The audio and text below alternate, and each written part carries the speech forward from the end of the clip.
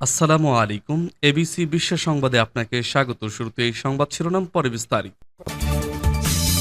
জানিয়ে দিব এই মুহূর্তে পাওয়া আমাদের হাতে থাকা সর্বশেষ গুরুত্বপূর্ণ আপডেট।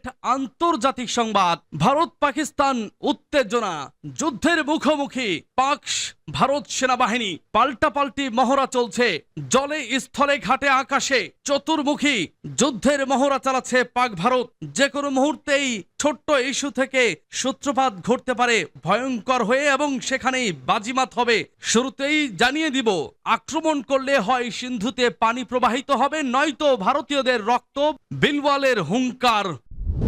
এরপর জানিয়ে দিব, গোটা মুসলিম বিশ্বের জন্য একটি আনন্দদায়ক খবর। ইসরায়েলি বিমান ঘাঁটিতে হুতির হামলা, বাজলো সাইরেন, ফ্লাইট বাতিল, হইচই পড়ে গেছে পুরো ইসরায়েল জুড়ে। জানিয়ে দিব এ বিষয়ে বিস্তারিত সংবাদে। এরপর জানিয়ে দিব, বেছে বেছে জবাব দেওয়া হবে, অমিত শাহের হুঙ্কার। আরো জানিয়ে দিব, পাকিস্তানের সেনাবাহিনী বিশ্বসেরা কেন বললেন আফ্রিদি। এরপর জানিয়ে দিব, এখনো কাশ্মীরের জঙ্গলে লুকিয়ে আছে পেহেলগাঁও হামলাকারীরা, বলছে ভারতীয় তদন্ত সংস্থা। এবং সর্বশেষ জানিয়ে দেব, এরপর নেতানিয়াহুর নজরে কি দামেস্ক। শুনছিলেন সংবাদ শিরোনাম, এখন বিস্তারিত। তবে তার আগে অনুরোধ থাকবে, ভিডিওটিতে একটি লাইক এবং কমেন্টস করে জানিয়ে দিন আজকের এই ভিডিও সম্পর্কে আপনার মূল্যবান মতামত।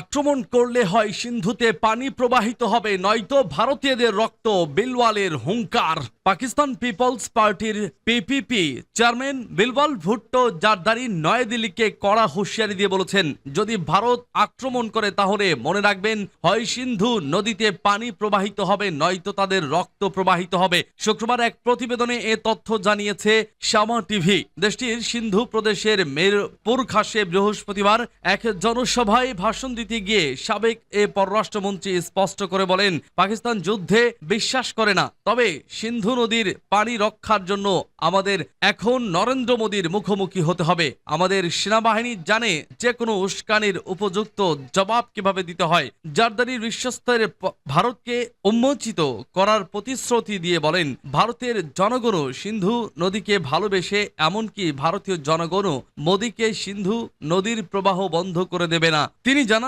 তিনি মুখ্যমন্ত্রীকে সরকারি বেসরকারি অংশীদারিত্বের প্রচার, সিন্ধুর খালি জমিগুলোকে উৎপাদনশীল করে তোলা এবং কৃষি সংস্কার সম্প্রসারণের জন্য অনুরোধ করেছেন। পিপিপি চেয়ারম্যান আরো বলেন, সিন্ধুতে কৃষি বিপ্লব আনা হলো, এটি সমগ্র পাকিস্তানের ছাড়ে সম্প্রসারিত হবে, রাজনৈতিক ভোট গঠনের মধ্যেই। ইসরায়েলি বিমান ঘাঁটিতে হুতির হামলা, বাজলো সাইরেন, ফ্লাইট বাতিল।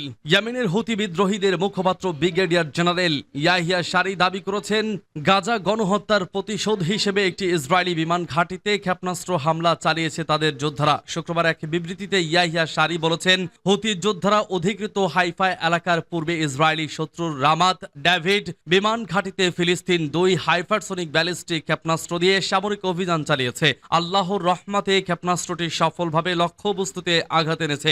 ইসরায়েলের আকাশ প্রতিরক্ষা ব্যবস্থা এটিকে বাধা দিতে ব্যর্থ হয়েছে।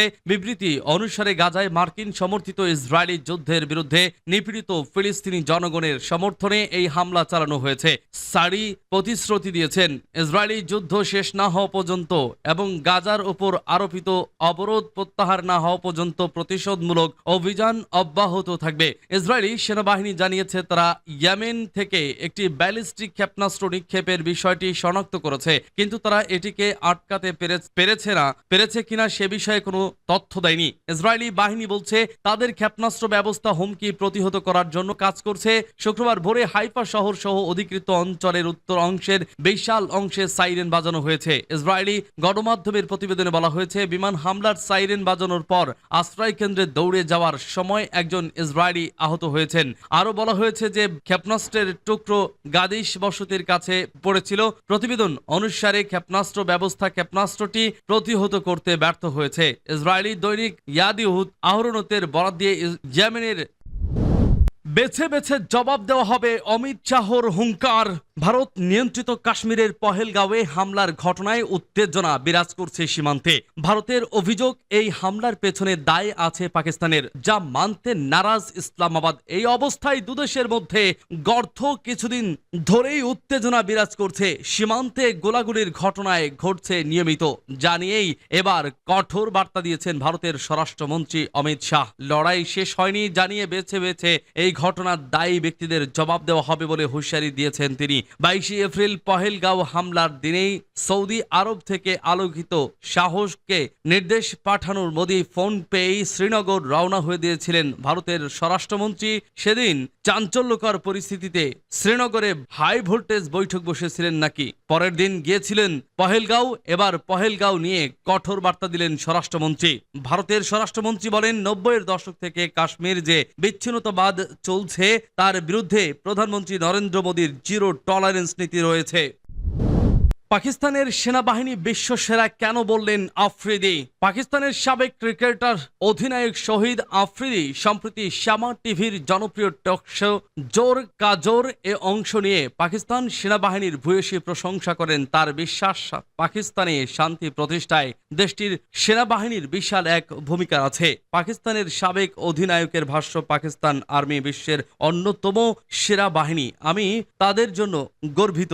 আফ্রিদির মতে দেশের মানুষের শান্তিপূর্ণ জীবন যাপনের পেছনে রয়েছে সেনাবাহিনীর পদত্যাগ ও নিষ্ঠা। বিষয়টা বুঝতে গিয়ে তিনি ফিলিস্তিনের উদাহরণ তুলে ধরেন। তিনি বলেন, আমরা কিভাবে স্বাধীনভাবে বাস করছি তা বুঝতে চাইলে ফিলিস্তিনিদের দিকে তাকালেই যথেষ্ট। তিনি বলেন, সেনাবাহিনী ত্যাগ ভাষায় প্রকাশ করার মতো নয়। দেশের স্থিতিশীলতা ও অগ্রগতিতে তাদের ভূমিকা অপরিসীম। কথার ফাঁকে তিনি তার ও পাকিস্তানের জনগণের দেশটির সেনাবাহিনীর প্রতি সমর্থনের বিষয়টিও তুলে ধরেন। তিনি বলেন, পাকিস্তানের 25 কোটি মানুষই এক একজন সৈনিক। আমরা সবাই মিলে সেনাবাহিনীর পাশে আছি। এখনো কাশ্মীরের জঙ্গলে লুকিয়ে আছে পেহেলগাঁও হামলাকারীরা। ভারতীয় তদন্ত সংস্থার মন্তব্য, পেহেলগাঁওয়ে বন্দুক হামলা চালিয়ে 26 জনকে হত্যায় সন্দেহভাজন বন্দুকধারীরাও এখনো কাশ্মীরে লুকিয়ে আছে বলে দাবি করছে ভারতের জাতীয় তদন্ত সংস্থা এনআইএ। এমনকি তারা কোনো এক জঙ্গলে লুকিয়ে থেকে গোপন ডিভাইস ব্যবহার করে যোগাযোগ করছে বলেও দাবি সংস্থাটির। এনআইএ সূত্র ভারতীয় সংবাদ মাধ্যমকে জানিয়েছে, 22 এপ্রিল দক্ষিণ কাশ্মীরের পেহেলগাঁওয়ে 26 জনকে গুলি করে হত্যার ঘটনায় অভিযুক্ত 4 সন্ত্রাসী সেনাবাহিনী ও স্থানীয় পুলিশের অভিযান এড়াতে সম্ভবত সেখানকার জঙ্গলেই লুকিয়ে আছে। প্রাথমিক তদন্তে দেখা গেছে, সন্ত্রাসীরা হামলার অন্তত 48 ঘন্টা আগেই পেহেলগাঁওয়ে পৌঁছেছিল। তারা নিজেদের অবস্থান লুকিয়ে রাখতে 3টি স্যাটেলাইট ফোন ব্যবহার করেছিল বলে জানা গেছে। এনডিটিভি বলছে, হামলার পরিকল্পনাটি খুব জটিল ছিল না। 3 বন্দুকধারী বৈশারণ উপত্যকার আশেপাশের গোপন স্থান থেকে বেরিয়ে এসে পর্যটকদের উপর গুলি চালায় এবং 4র্থ জন প্রয়োজনীয় সহায়তার জন্য লুকিয়েছিল। গোয়েন্দা সংস্থার বিশ্বাস, সন্ত্রাসীদের কাছে উন্নত যোগাযোগ প্রযুক্তি ছিল। কাশ্মীরে দায়িত্ব পালনকারী অবসরপ্রাপ্ত প্রতিরক্ষা বিশেষজ্ঞ মেজর জেনারেল জশ মোর এনডিটিভিকে এ বিষয়টি সাক্ষাৎ জানিয়েছেন। সূত্র জানায়, হামলাকারীদের ব্যবহৃত সরঞ্জামগুলোতে সিম কার্ডের প্রয়োজন ছিল না ও স্বল্প পাল্লার এনক্রিপ্টেড ট্রান্সমিশন সক্ষমতা ছিল, যার ফলে এটিকে ট্র্যাক করা কঠিন। সূত্র এনডিটিভি। এরপর নেতানিয়াহুর নজরে কি দামেস্ক? কয়েক মাসের বিরতির পর আবারও সিরিয়ার বিমান হামলা চালিয়েছে ইসরায়েল। বৃহস্পতিবার রাতে রাজধানী দামেস্কের প্রেসিডেন্টের প্রাসাদের অদূরে ক্ষেপণাস্ত্র হামলা চালায় ইসরায়েলি বাহিনী। ইসরায়েলের প্রধানমন্ত্রী বেনিয়ামিন নেতানিয়াহু জানিয়েছেন, সংখ্যালঘু দ্রুজ জনগোষ্ঠীকে হামলা থেকে রক্ষার উদ্দেশ্যে এই সামরিক অভিযান চালানো হয়েছে। সিরিয়ায় বসবাসকারী একটি সংখ্যালঘু ধর্মীয় গোষ্ঠী হিসেবে পরিচিত দ্রুজ ধর্মবিশ্বাসের দিক থেকে তারা ইসলাম ধর্মের একটি শাখা হিসেবে নিজেদের দাবি করে, কিন্তু অতীতে আল কায়দা, আইএস সহ বিভিন্ন কট্টরপন্থী ইসলামী সংগঠনের নিশানা হয়েছে দ্রুজ জনগোষ্ঠী।